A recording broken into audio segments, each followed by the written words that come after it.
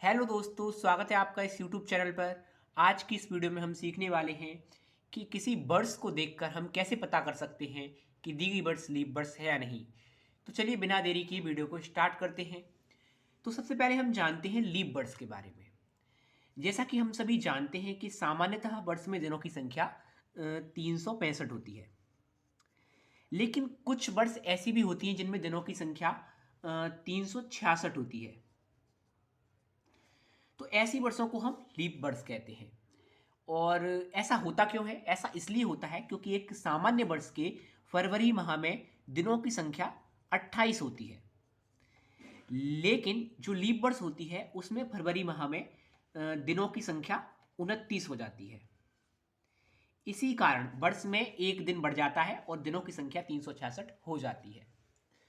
अब ये तो बात हुई लीप वर्ष के बारे में, लेकिन यदि आपको कोई बर्ड्स दे दी जाए और पूछा जाए कि दी गई बर्ड्स लीप बर्ड्स है नहीं, तो वो हम कैसे पता करेंगे? तो उसके लिए पहले हम बर्ड्स को दो भागों में बांटते हैं। पहला शताब्दी वर्ष और दूसरा अशताब्दी वर्ष। शताब्दी वर्ष यानी कि ऐसी वर्ष जिनके पीछे डबल ज़ीरो आता है, यानी कि उस वर्ष के अंत में डबल ज़ीरो आता है, जैसे कि वर्ष 1900, 2000 और 2100। तो ये जो वर्ष हैं इनके पीछे डबल ज़ीरो आ रहा है या फिर इस वर्ष के अंतिम अंक 00 हैं, तो ऐसी वर्षों को हम शताब्दी वर्ष कहते हैं। अब हम बात करते हैं अशताब्दी वर्षों की। तो ऐसी वर्ष जिनके पीछे या फिर जिनके अंत में डबल ज़ीरो नहीं आता है, उन वर्षों को हम अशताब्दी वर्ष कहते हैं। जैसे कि वर्ष 2023, 2024 और 2025। तो इन वर्षों के पीछे या फिर इन वर्षों के अंतिम अंक डबल ज़ीरो नहीं है, तो ऐसी वर्षों को हम अशताब्दी वर्ष कहते हैं। अब इन दो तरह की वर्षों के बारे में यह पता करना कि दी गई वर्ष लीप वर्ष है या नहीं, उसके दो अलग अलग तरीके हैं। तो पहले हम जानते हैं अशताब्दी वर्षों के लिए। तो यदि आपको पता करना है कि दी गई अशताब्दी वर्ष लीप वर्ष है या नहीं, तो आपको दी गई वर्ष में 4 से भाग लगा देना है। ठीक है।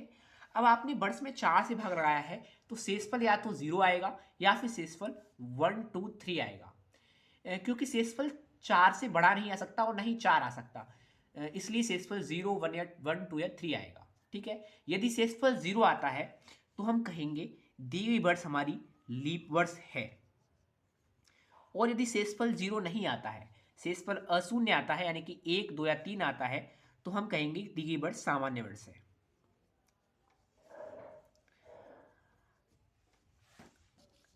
अब ये बात हुई अशताब्दी वर्षों की भी, लेकिन यदि हमें दी गई वर्ष शताब्दी वर्ष है तो हम कैसे पता करेंगे?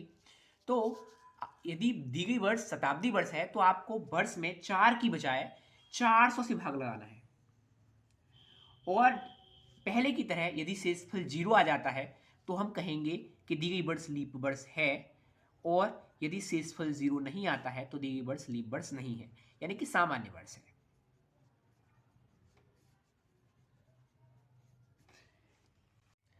चलिए अब कुछ उदाहरण देखते हैं।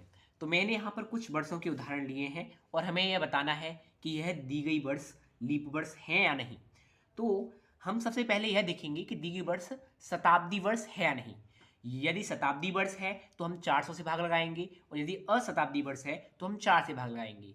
तो यहाँ पर हमारी पहली वर्ष है 2023, क्योंकि वर्ष 2023 के अंतिम अंक 00 नहीं है, तो यह हमारी अशताब्दी वर्ष है। और अशताब्दी वर्ष में हम लीप वर्ष पता करने के लिए 4 से भाग लगाते हैं। तो हमने इसमें 4 से भाग लगाया और हम यहाँ पर शेषफल 3 पाते हैं। तो इस तरह शेषफल हमारा 0 नहीं आता है, तो यह हमारी दी गई वर्ष सामान्य वर्ष ही है। ठीक है। अब हमारा दूसरी वर्ष है 2024, क्योंकि यह भी अशताब्दी वर्ष है, तो इसमें भी हम 4 से भाग लगाएंगे और हम यहाँ पर शेषफल 0 प्राप्त करते हैं, यानी कि यह हमारी वर्ष लीप वर्ष है। अब इसके बाद हमने एक और एग्जाम्पल लिया है वर्ष 2025 का। जब हम इसमें 4 से भाग लगाते हैं तो हमको यहाँ पर एक शेषफल मिलता है, यानी कि हमारी 2025 भी लीप वर्ष नहीं है, यानी कि यह भी सामान्य वर्ष है। अब ये तो बात हुई थी अशताब्दी वर्षों की। अब हमने कुछ एग्जाम्पल्स लिए हैं शताब्दी वर्षों के। तो यहाँ पर पहला एग्जाम्पल है वर्ष 1900 का। तो क्योंकि यह शताब्दी वर्ष है, क्योंकि इसके अंतिम अंक 00 है, तो हम इसमें 4 की बजाय 400 से भाग लगाएंगे और हमको यहाँ पर शेषफल 0 नहीं मिलता है, तो यह हमारी वर्ष सामान्य वर्ष है,